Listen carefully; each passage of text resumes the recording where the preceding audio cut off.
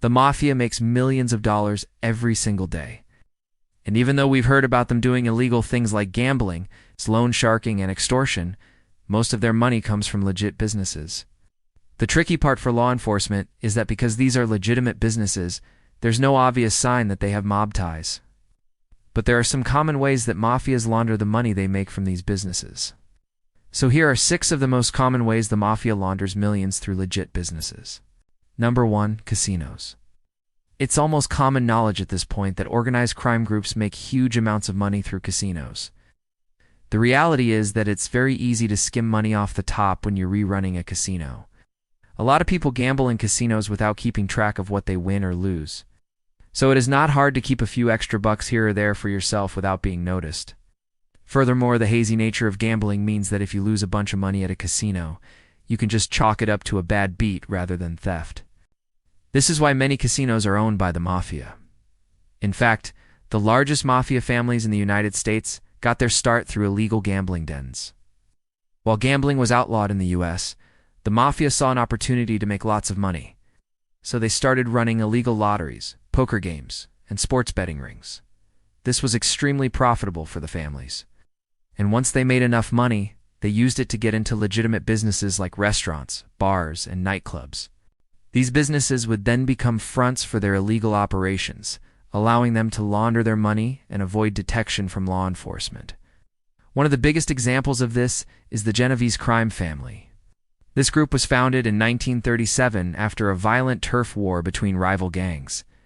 They quickly became one of the most powerful families in the mafia, and they held this position for decades. A big reason for this was that they were early adopters when it came to gambling.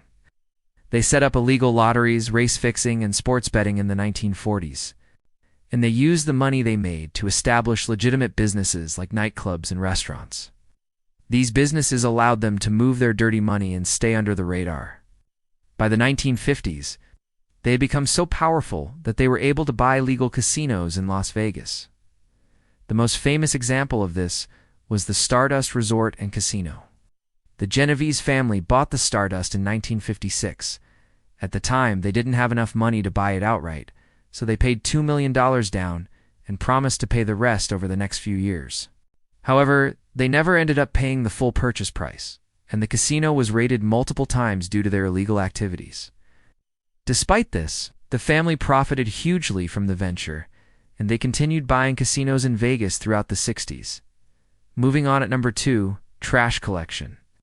You might be surprised to hear that trash collection is one of the most lucrative industries out there. In fact, the largest trash collection companies in the US do billions of dollars worth of business each year. With numbers like that, it's no surprise that the mafia has gotten in on the action.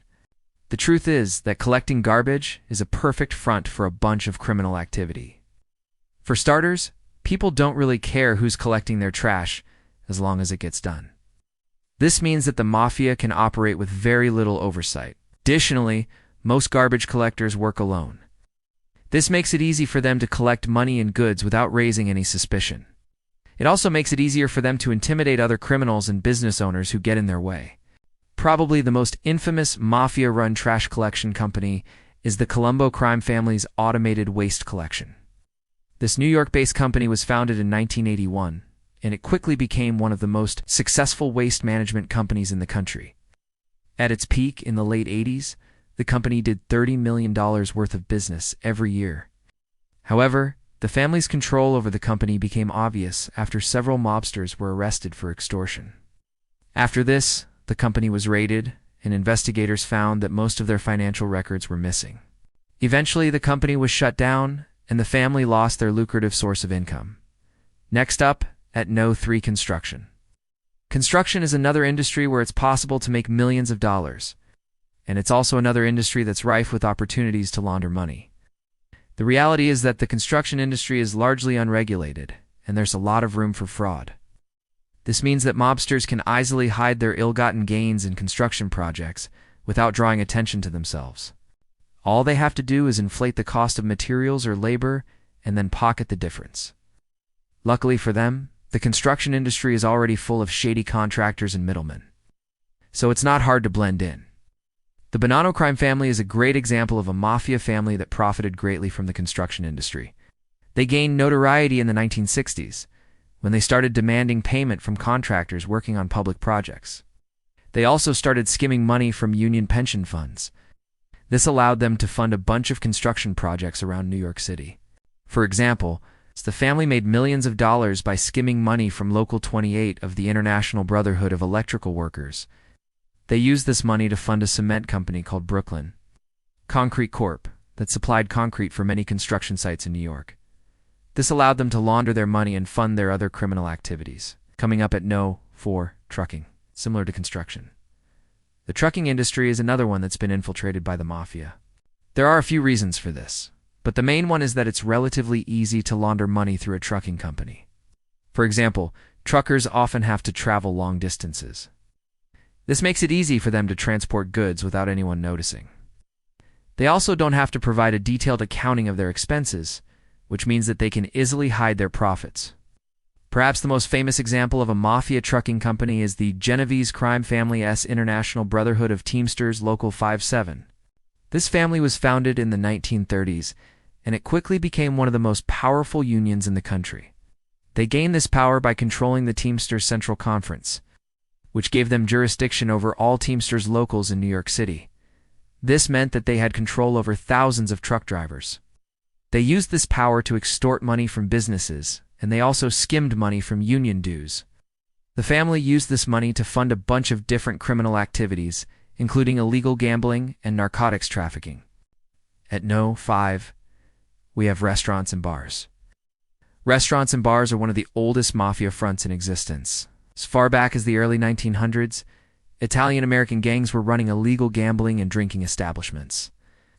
These businesses provided the perfect opportunity to launder money because they dealt in cash, and there was very little oversight. This meant that the mafia could easily hide their profits from the government. On top of that, restaurants and bars are a great place to meet people and exchange information. This made it easy for the mafia to stay in touch with their associates. While laundering their money, it wasn't until the 1970s that authorities started cracking down on mafia-owned restaurants and bars. But by that time, the mafia had already diversified their holdings. Even though they no longer owned as much of the restaurants and bars as they used to, they still owned some, and they still used them as fronts for their criminal activities. Finally, at No. 6, unions. Labor unions have been a major player in organized crime since the early days of the mafia. The reality is that unions provide the perfect environment for mobsters to thrive. For starters, unions are full of people who are willing to break the rules. This is because many union members are desperate for work, and they'll do whatever it takes to keep their jobs. Mobsters can take advantage of this desperation by pressuring union officials to hire certain people. They can also use violence to intimidate union members into doing what they want. Probably the most notorious example of a mafia-run union is the Genovese crime family's control of local LTO 100 of the International Brotherhood of Teamsters. The family's control over the union dates back to the 1950s. During this time, they used their influence to extort money from businesses and to rig union elections. They also used union funds to support their other criminal activities. Things got so bad that the government eventually stepped in and took control of the union. That's all for today. Thanks for watching, and I'll see you next time.